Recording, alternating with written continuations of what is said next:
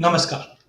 आज की इस 5 मिनट वीडियो में हम देखेंगे कि कमोडिटी में ऐसे क्या-क्या फैक्टर्स हैं जो कमोडिटी मार्केट को इम्पैक्ट करते हैं। तो आज के इस सेशन में हम देखते हैं सीज़नैलिटी। देखिए जनरली हम देखते हैं दिन के बाद रात, रात के बाद दिन ये एक साइकिल रहती है। ऐसी ही कुछ साइकिल कमोडिटी मार्केट में भी बनी हुई रहती है क्योंकि कमोडिटी एक सीज़नैलिटी के ऊपर डिपेंड करती है। आज हम जानते हैं कि अगर हम कोई क्रॉप की सोइंग करते हैं तो एक सर्टेन पीरियड के बाद ही उसकी हार्वेस्टिंग होती है। या अगर हम नॉन एग्री कमोडिटी की बात करते हैं तो यहाँ पे भी हम देखते हैं जैसे सोना। तो इंडिया में सोने की जो डिमांड होती है वो 12 महीना नो डाउट हम बोलते ज़रूर है, बट अगर आप देखेंगे तो शादी-ब्याह के टाइम पे या दिवाली, धनतेरस ऐसे फेस्टिवल के टाइम पे हम ज़्यादा करके देखते हैं कि सोने के भाव बढ़ते हैं क्योंकि डिमांड बढ़ी हुई रहती है। या अगर हम कुछ इंटरनेशनल कमोडिटी की बात करें, जैसे नेचुरल गैस, तो नेचुरल गैस में भी हम देखते हैं कि एक्सट्रीम गर्मी के टाइम पे या एक्सट्रीम ठंडी के टाइम पे ज़्यादा करके हम इनकी डिमांड में बढ़ोतरी देखते हैं। अदरवाइज़ मार्केट पूरे टाइम एक सीमित दायरे में रहते हैं।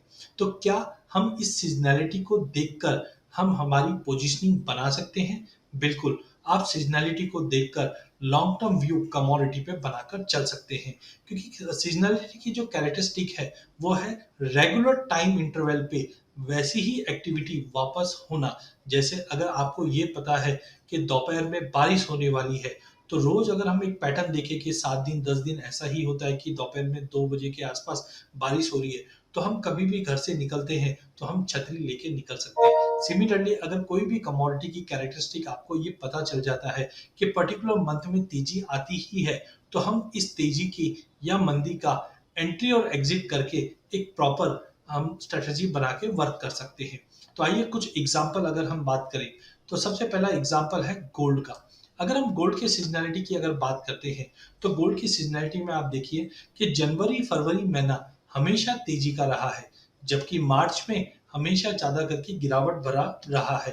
कारण उसका है कि ज़्यादा करके हम देखते हैं शादी-ब्याह की जो डिमांड होती है, वो जनवरी-फरवरी में होती है, मार्च में फिर ठहराव आता है और ख़ास करके अगर आप साल के अंत में देखेंगे, तो सीज़नैलिटी में सितंबर मंथ नेगेटिव दिखाता है, जबकि अक्टूबर में तेज़ी, नवंबर में गिरावट, फिर दिसंबर में तेज़ी। ये कहीं न कहीं संकेत देता है कि जिस ढंग से हम पितृपक्ष देखते हैं या शादी का पीरियड देखते हैं, तो यहाँ पे सोने की डिमांड भी बढ़ती है, सेल्स भी बढ़ता है, फिर गिरावट आती है। तो सीज़नैलिटी देखकर हम हमारी पोजीशनिंग बना के चल सकते हैं। जैसे नवंबर मंथ अगर देखा जाए तो सोने में आप ये देखिए 2012 से लेके अभी तक कभी भी सोने के अंदर कहीं पे भी तेज़ी नहीं आई है। हर साल हमने नवंबर महीने में सोने के अंदर गिरावट ही देखा है। पिछले साल भी 2020 के अंदर भी हमने देखा कि सोना 5.5% की गिरावट लेता हुआ दिखाई दिया।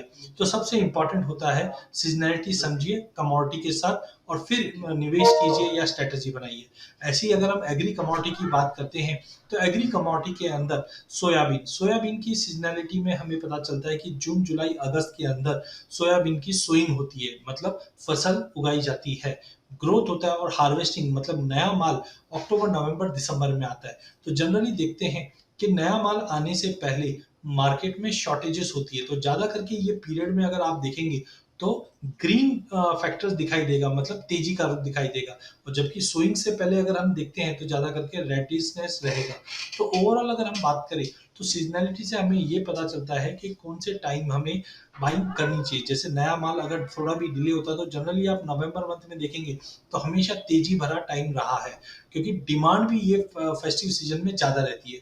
तो इस ढंग से हम सीज़नैलिटी का उपयोग कर सकते हैं हमारी long term strategy agri, non agri या इंटरनेशनल कमोडिटी में ट्रेड करने के लिए।